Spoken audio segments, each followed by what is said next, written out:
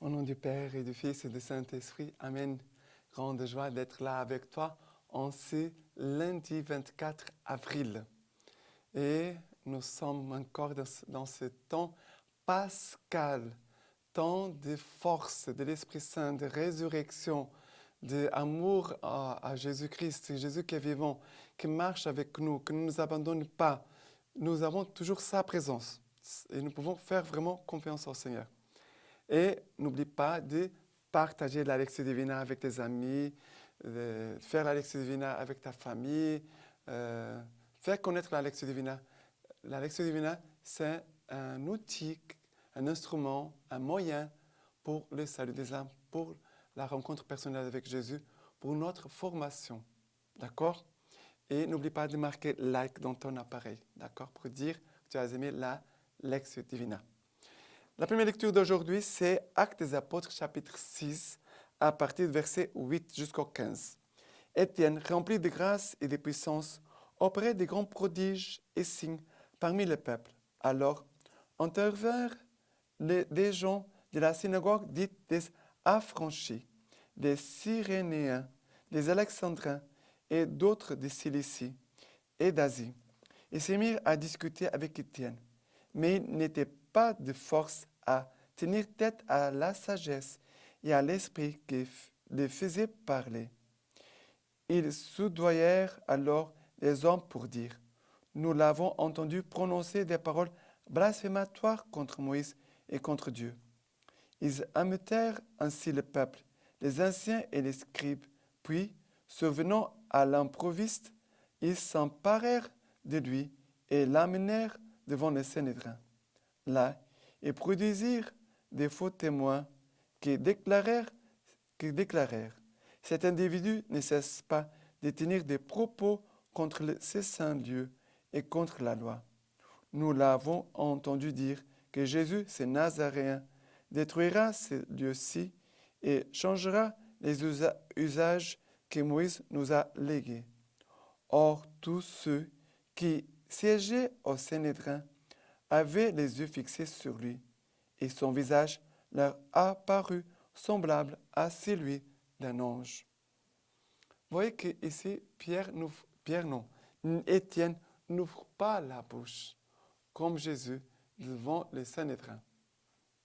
Étienne, un des diacres qui a été nommé, maintenant est là, dit que la parole de Dieu nous dit qu'Étienne, rempli de grâce et de puissance, opérait de grands prodiges et signes parmi le peuple. Non pas pour que les gens disent bien de lui, pour qu'il soit bien reconnu, bien installé, bien assis, entrez, soyez assis vous ici, on va vous servir de la boisson, de ça et ça. Non. Étienne était là au service de Jésus gratuitement. Et dans son union avec Jésus, Jésus opérait de grands signes et des miracles à travers lui. Étienne, c'est nous. On devait être comme Étienne d'ailleurs. On devait être comme Étienne, rempli de grâce et de puissance. Et parmi nous et à travers nous, il devait se réaliser beaucoup de prodiges et des signes pour que les gens puissent croire en Dieu, pour que les gens puissent revenir à la foi catholique, pour que les gens puissent revenir à l'Église. Les signes, les miracles, c'est pour manifester que Jésus est là avec nous. Ce n'est pas pour montrer que je suis plus fort que les autres, je suis meilleur que vous. Non, ce n'est pas ça. Si on pense ça, on est complètement à côté de la plaque. On se trompe clairement. Mais vous voyez qu'il a si, nous voyons la méchanceté que les hommes peuvent avoir les uns envers les autres. Que cela n'arrive pas entre nous. Et ici, Étienne est là, dit, « Or, tous ceux qui siégeaient au Sanhédrin avaient les yeux fixés sur lui, et son visage leur apparut semblable à celui d'un ange. » On devait être comme ça, d'avoir un visage du Christ. On devait avoir les visages du Christ sur nous pour vraiment communiquer la bonté, le salut de Dieu pour tous les hommes. La première lecture d'aujourd'hui. Maintenant, les psaumes, c'est le psaume 119. Le psaume 119, à partir du verset 23, nous dit ceci. Que des princes tiennent séance et parlent contre moi. Ton serviteur me dit tes volontés. Ton témoignage, voilà mes délices. Tes volontés, mes conseils. J'énumère mes voies, tu me réponds. Apprends-moi tes volontés. Fais-moi comprendre la voie de tes préceptes. Je méditerai sur tes merveilles. Détourne-moi de la voie de mensonge. Fais-moi la grâce de ta loi. J'ai choisi la voie des vérités. Je me conforme à tes jugements. Et ici, le psaume dit, ton témoignage, voilà mes délices, tes volontés, mes conseils. Même s'il a des difficultés, il a des oppositions, des difficultés, des persécutions, qu'est-ce que c'est important? Ton témoignage, c'est tes paroles, voilà mes délices. Tes volontés, tes paroles, parce que la volonté de Dieu, on la trouve dans la parole, dans sa parole. Mes conseils, tes volontés sont mes conseils. J'énumère mes voies, tu me réponds. Apprends-moi tes volontés, apprends-moi ta parole. Fais-moi comprendre la voie de tes préceptes. Fais-moi comprendre la voie de ta parole. Je méditerai sur tes merveilles. Voilà. Ici, tout le psaume 119, il est centré sur la parole de Dieu. Il est magnifique, ça vaut la peine que tu puisses le lire entièrement. D'accord? Et maintenant, l'évangile d'aujourd'hui, c'est Jean chapitre 6, à partir du verset 22 jusqu'au 29. Le lendemain, la foule qui se tenait de l'autre côté de la mer vit qu'il n'y avait eu là qu'une barque et que Jésus n'était pas monté dans la barque avec ses disciples, mais que seuls ses disciples s'étaient allés. Cependant, des Tibériades, des bateaux, vinrent près du lieu où l'on avait mangé le pain. Quand donc la foule vit que Jésus n'était pas là, ni ses disciples non plus, les gens s'embarquèrent et vinrent à Capharnaüm à la recherche de Jésus. L'ayant trouvé de l'autre côté de la mer, ils lui dirent, « Rabbi, quand es-tu arrivé ici ?» Jésus leur répondit, « en vérité, je vous le dis, vous me cherchez, non pas parce que vous avez vu des signes, mais parce que vous avez mangé du pain et avez été rassasiés. Travaillez non pour la nourriture qui se perd, mais pour la nourriture qui demeure en vie éternelle, celle que vous donnera le Fils de l'homme, car c'est lui que le Père Dieu l'a marqué de son sceau. » Ils lui dirent alors, « Que devons-nous faire pour travailler aux œuvres de Dieu ?»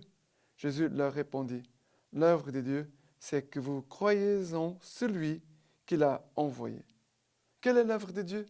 De croire en celui que Dieu, le Père, a envoyé. Ça veut dire Jésus-Christ. Quelle est l'œuvre de Dieu? C'est Jésus parle d'une œuvre de Dieu. Parce qu'il y a des gens qui aiment faire beaucoup de choses pour Dieu, faire des choses, mais peut-être ils ne sont pas en train de faire l'œuvre de Dieu. L'œuvre de Dieu, c'est de croire en celui que le Père a envoyé. Ça veut dire Jésus-Christ. Mais de croire, ce n'est pas seulement dire « je crois », c'est de travailler la parole de Dieu. La Lex Divina, c'est un moyen pour nous aider à faire l'œuvre de Dieu, pour croire davantage en Jésus-Christ, pour fortifier notre foi, pour connaître notre foi, pour bâtir solidement notre foi. Parce que sinon, on peut risquer d'avoir une foi superficielle et de ne pas faire l'œuvre de Dieu. Voilà ce que Jésus nous dit. Travailler pour les œuvres, pour l'œuvre de Dieu. Que devons-nous faire pour travailler aux œuvres de Dieu? C'est de croire en celui que Dieu a envoyé. Et Jésus va dire, travaillez non pour la nourriture qui se perd, pour le pain seulement, mais travailler pour la nourriture qui demeure en vie éternelle. On a besoin de manger, oui, mais Jésus nous dit ici, travailler pour l'œuvre, pour ce qui demeure en vie éternelle. Et parfois, on prend seulement les choses de cette terre, on n'oublie pas les choses de Dieu. D'accord? Il faut approfondir notre connaissance de la parole de Dieu, notre foi catholique, les catéchismes de l'Église catholique, la Bible. Voilà 2 livres qu'on doit avoir, nous tous. La Bible, les catéchismes. Si tu n'as pas, tu dois aussi demander à Saint Joseph, Saint Joseph, je demande ta providence pour que je puisse avoir les catéchismes de l'Église catholique et la Bible. D'accord? La lecture patristique d'aujourd'hui de Saint Bède, les Vénérables. Vous êtes une race élue, un sacerdoce royal. Ces nations, il les appelle race élue à cause de leur foi et pour distinguer d'elles ceux qui, en rejetant la pierre d'angle, furent eux-mêmes rejetés. Il les nomme sacerdoce royal parce qu'elles sont unies au corps de celui qui est le souverain roi et le véritable prêtre. Maintenant, je vous laisse la bénédiction par les mains toutes pures de la Vierge Marie. Que Dieu Tout-Puissant vous bénisse et vous garde, le Père, le Fils et le Saint-Esprit. Amen.